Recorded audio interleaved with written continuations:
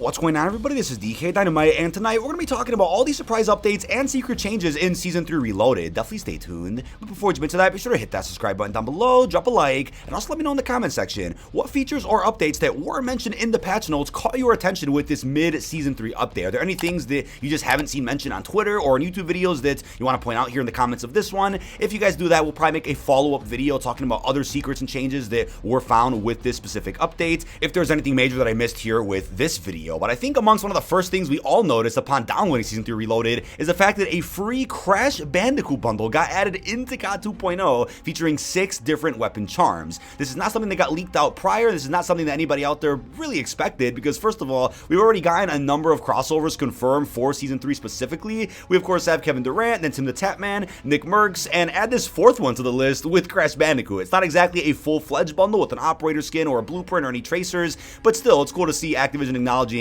another game that's a part of their library. It's an IP that they own, so it's a really cool surprise to see them adding that into Modern Warfare 2 here. But let me know if you guys are a big Crash Bandicoot fan down below in the comments and how unexpected this might have been for you to see upon booting up the game. But among some of the gameplay changes that really caught my attention and are some of the changes that I'm a huge advocate for are the fact that now when you get a kill, you'll get a really cool notification towards the center of your screen with that red background to really show you and emphasize that you got that kill. I mean, I think there's a lot of issues with visibility with certain parts of the UI inside of COD 2.0, so helping with visibility is definitely a great change in the right direction, but also an update to the skull icons that pop up. So if you guys get a double kill, it'll show you 2 skull icons. If you get a headshot, it'll show you a skull with the little headshot icon. So also better for clarity in the center of your screen. I'm still confused as to why we don't have that feature where it'll tell you what kill streak you're on. If you guys are going for, let's say, a nuke, or you guys are just on a high streak in general. It was a staple in Modern Warfare 19. We had it in Cold War, Vanguard, even the beta window of Modern Warfare 2, but for some reason that feature disappeared with the full launch of the game.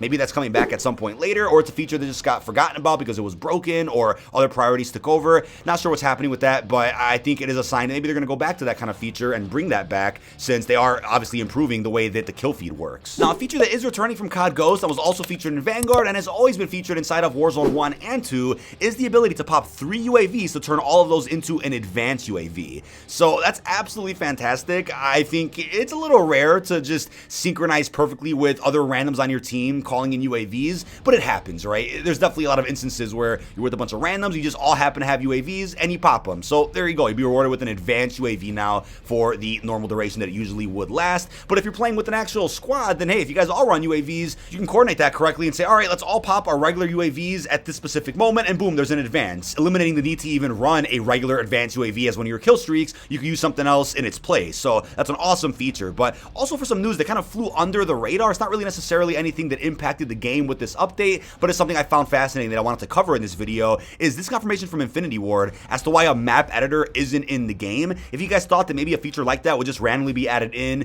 through a future seasonal update, or that it was going to come at some point in this life cycle, here's what they had to say about that. So they had an interview with Dexerto in which they said they will love to have a map editor in Call of Duty, but haven't gotten around to the complexities of a system like that yet. It's tough because the game it would take a whole team to constantly keep it up to date and break it off so that it stays secure. It's something we would love to do. It's just the complexity of our game and the creation of our game, the fact that it's photorealistic, it's not something we've been able to do, balancing that with working on Warzone, working on Modern Warfare, all the in between, so we don't have any info on that yet. So maybe this is kind of a hint that they were considering working on one or try to, but just couldn't get it to work, hence why a random rumor popped up from that leaker Ralph's Valve a good, year and a half ago, suggesting that a map editor was coming to this game at some point, or the rumor was just pure BS and they actually never conceptualized a feature like that for COD 2.0, and maybe it's just all something that they think about behind the scenes but haven't actually worked on yet because of obvious issues that they already know about. But there are also some unreleased skins that I'm not going to be able to show you guys on screen for obvious copyright reasons. The ones that I could show you are the extra Alex skins that you can see at the menu in the game itself,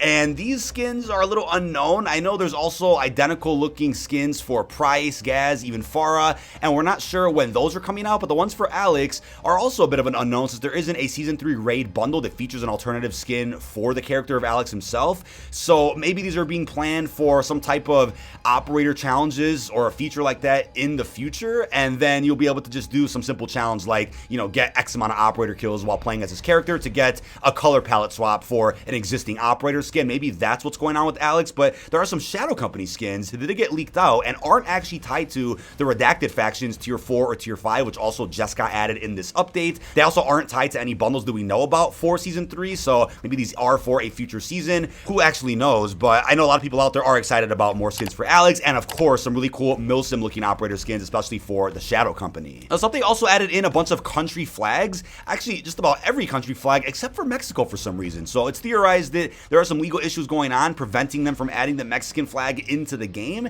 It's unclear as to what's going on with that, but I know it was frustrating for the community to not see their country flags day one like we usually get with every new Call of Duty now, but luckily they have been added in here with our mid-season 3 update. Also, a really healthy list of changes to the UI through all of our menus here in COD 2.0. First off with the main menu, it now shows you some friends that are playing as of right now, which is cool, so a little small touch to the already existing main menu we had for COD 2.0. Then the calling card UI, it's now a lot more intuitive. They added a add to tracked type of challenges feature, which is cool for those that just want to keep track of exactly what they're working towards, and for those that want to prioritize certain challenges over others. There's also new breakdowns of where certain cards can be unlocked, which is great. I mean, it shows you exactly where certain calling cards are from, whether it's MW2, Warzone 2, Legacy Call of Duty games, also showing you the ones you don't even have unlocked yet to get a better idea of what you're working towards. It also gives you a nice glimpse of MGB rewards, which are of course part of getting a tactical nuke here inside of multiplayer. Also the create a class UI, getting a lot of significant changes here, which I'm totally on board with. The ability to scroll from first class to the right instead of having that side scroller system, which people out there weren't really happy with.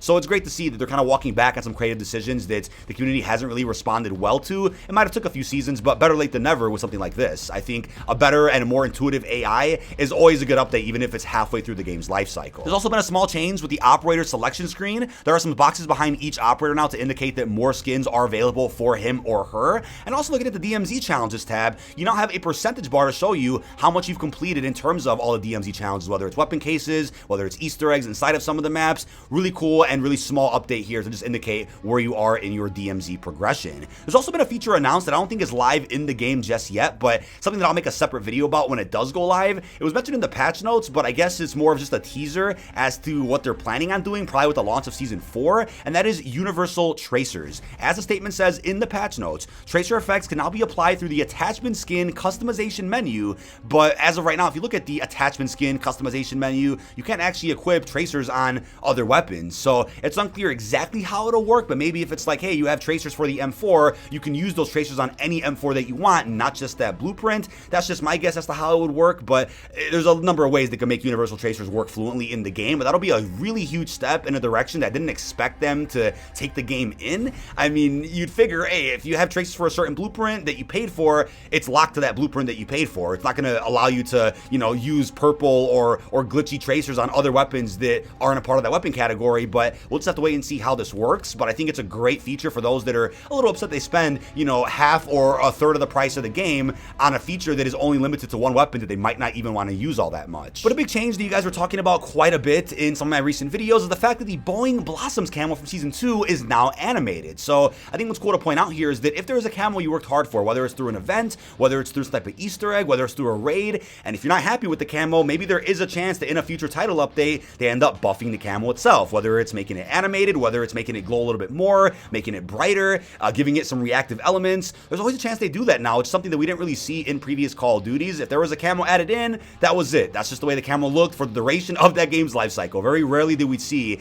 any major changes to how a camo looked, but Modern Warfare 2 has changed quite a bit with some of the camos. The way gold looks, the way Polyatomic and Orion look, and now with the way some of these event camos look. So I'm totally on board with a feature like this, and I hope to see other changes to a camo like Merc, for example, which is one that does require a pretty tedious Easter egg to actually unlock inside of Raid Episode 3, so we'll just have to wait and see. But speaking of events, the event tab is still here for the trophy hunt experience, and I know as of right now, the new camo event has nothing to do with any of the trophies you were able to earn in the beginning of Season 3, but that tab is still there for those that might not have spent some of the trophies they were holding onto. You can still buy some of those rewards, you just can't earn any more trophies going forward for the duration of this season. Would have been cool if they still allowed you to earn them, but I get they want to put the focus more on the other weapon challenges to get the other universal camos you can see right here at the menu. Now, I've also really been enjoying the raid, and luckily there's now an option to actually skip the ending cutscene for those out there going for speed runs or just going for multiple completions to unlock all the rewards. You don't want to sit through the cutscene every single time you finish the episode. Now there's an option to skip not only the intro, but even the outro. Speaking of the raid though, I also wanted to mention that considering they added a buzzsaw into the mission itself for very subjectives.